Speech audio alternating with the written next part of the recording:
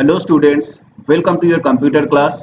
In your last chapter you have learned the components of worksheet window and how to work in worksheet. Now in today's class we will start chapter 6 where we will learn editing and formatting worksheets. So let's start.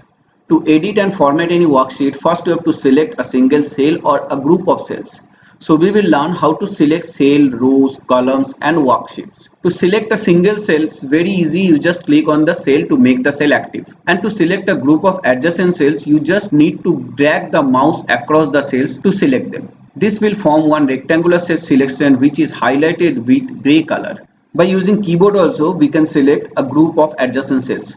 Select the first cell, then press the shift key and use your arrow keys to select the range. And to select a group of non-adjacent cells, you select the first cell and press the control key from your keyboard and select the other cells by dragging the mouse. Now we will learn how to select an entire row, an entire column or a group of rows and columns. For that you need to click on the row number at the left hand side of your worksheet window like this. Or you can drag the mouse across this number to select some adjacent rows. And for non-adjacent rows, again you have to press Control key. First you select the first row by clicking on the row number, then press the Control key, hold it down and select the other rows by dragging the mouse across the row numbers. Same way we can select a single column by clicking on the column label, or you can drag the mouse across the column label to select the adjacent columns. And for non-adjacent columns, Control and then selecting the column labels. We can use keyboard also to do the same.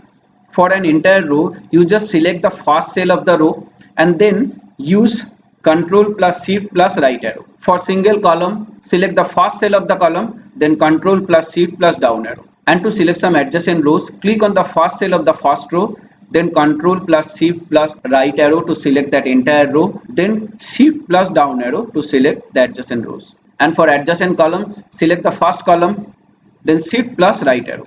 We can use another key combination also to select an entire row and entire column. That is Shift plus spacebar for a single row and Control plus spacebar for a single column.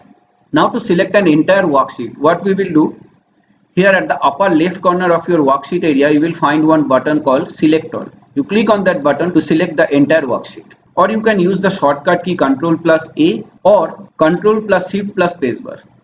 So we have learned how to select cell, row, column and worksheet. Now we will learn how to format data. Formatting means font type, font color, font style, font size and so on. Here under the font group of home ribbon you will find all the buttons to format a cell data. This is font type. Click on the down arrow, you will get a list of font types from where you can select a font type to apply that font type on the selected cell or cells. This is the font size. To change the font size of a text, click on the down arrow of this combo box. A list of font size will be displayed. From here you can select your required font size like 22. But if you need to use 21 font size for the text which is not available in the list, what to do? We will type the font size here 21 and press enter.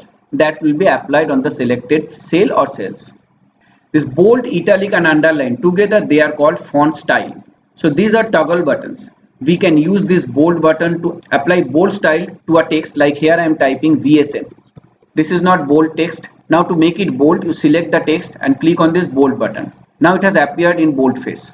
Again to make the text normal you have to click on the bold button again. So this type of buttons are called toggle buttons. They have two states, on and off. Click on that to on it. Again to off that you have to click on the same button. You can make the text italic also and you can give one underline. And you can apply this bold, italic and underline together also. Bold, italic and underline. They are highlighted means these styles are applied. Now this is what? Font color. VSN. You can change the font color from default black to any other color. Click on this down arrow. You will get one font color palette. Select any font color from here. And if you are not satisfied with this color, click on this more color. Here you will get more standard colors from where you can select the color, or you can make your own custom color by mixing up the color from here. I am making this color. Now you can make this color light and dark. This is light and this is dark. Here in the new color it is showing and this is my current color which is black. I am making it little light. Then click on OK to apply that color on the selected cell. See, it is applied. Now to highlight a single cell or a group of cell, select the cell or the cells, then click on this down arrow of highlight color button. Again the list of color will come from where you can select the highlight color like this color. So these cells will be highlighted with this color. That means this color will appear as a background color of these cells. Let me type here in the cell. Understand? Now we will learn aligning text. You know that when we will type number in a cell, that number will be aligned to the right of the cell, and when we will type text, the text will be aligned to the left of the cell. But we can change these default alignments. Like VSN is a text value which is aligned at the left hand side of the cell, and if I write here number 162, that will appear at the right hand side of the cell. So let me increase the size of this cell so that you can understand all different types of alignments. I'm giving border also. See, here in Excel we have two types of alignments. One is horizontal alignments, another one is vertical alignments. Horizontal alignments can be of three types. This is left alignment, this is center alignment, and this is right alignment. And vertical alignments are also three types: top alignments, middle alignments, and bottom alignments. So by default, vertical alignment for any data is bottom. Like here VSN and 162, they are displayed at the bottom of the cell. Now to bring them at the middle of the cell, select the cells, click on this middle. And to bring this two data horizontally center of the cells, click on this center alignment. See, now they are horizontally center and vertically middle. Now if you want to display this number at the left of the cell, click on this left alignment. And to display this VSN at the right side of the cell, select the VSN cell and click on the align right button. And to display both the cell values to the top of the cell, use top alignment. Over. Now we will learn how to wrap text in a cell. Sometimes when we type a long data in a cell,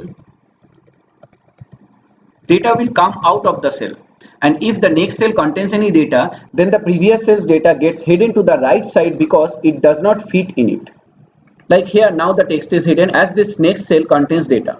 You remove this data from the next cell, this data will be displayed on all the cells at the right side of that cell. So suppose this cell contains data, so in that case this cell cannot display its full contents in it.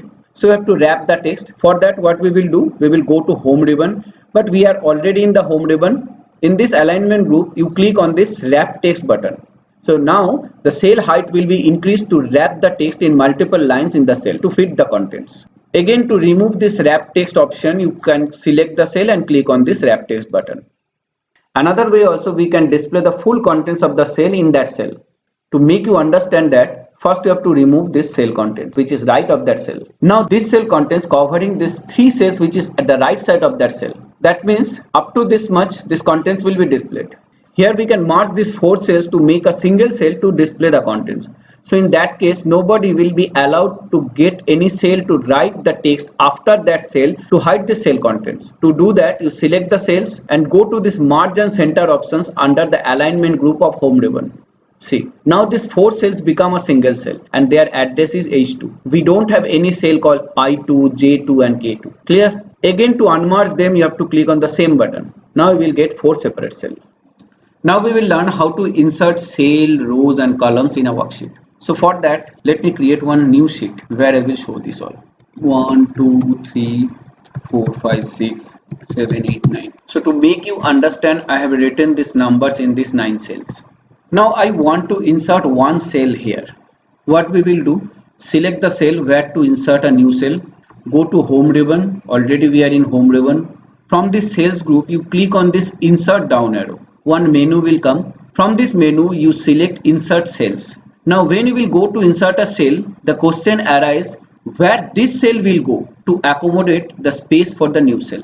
So here we have two options. One is shift cell right and another one is shift cells down. So shift cell down means all the cells starting from this cell till the last cell in this column will be pushed one position down, and shift cell right will shift all the cells starting from this cell till the last cell of this row to the right to accommodate the space for the new cell. So I'm selecting shift cell down. Now look at here, 5 has came down and 8 came down. So this is the new cell has been inserted here at the place of active cell. And when we are going to insert a cell, at that time you may feel to insert a full row or column at that place. Like I am doing enter column. See, the column has inserted at the left side of the active cell. Now we will see how to insert a row and column. Select the cell where you want to insert a row. Go to insert button again.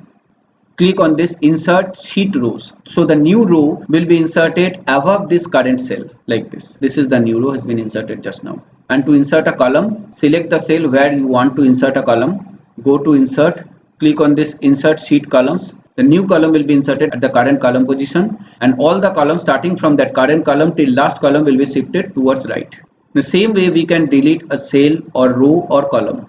So you just need to select the cell, go to delete button now in the cells group of home ribbon, select delete cells. Again this question arises, when this cell will be deleted, from which side the cell will come to cover this space, either from bottom or from right. So shift cell up means after deleting this cell will come here. Understand? And to delete an entire row or column, select any cell of that row or column, go to delete.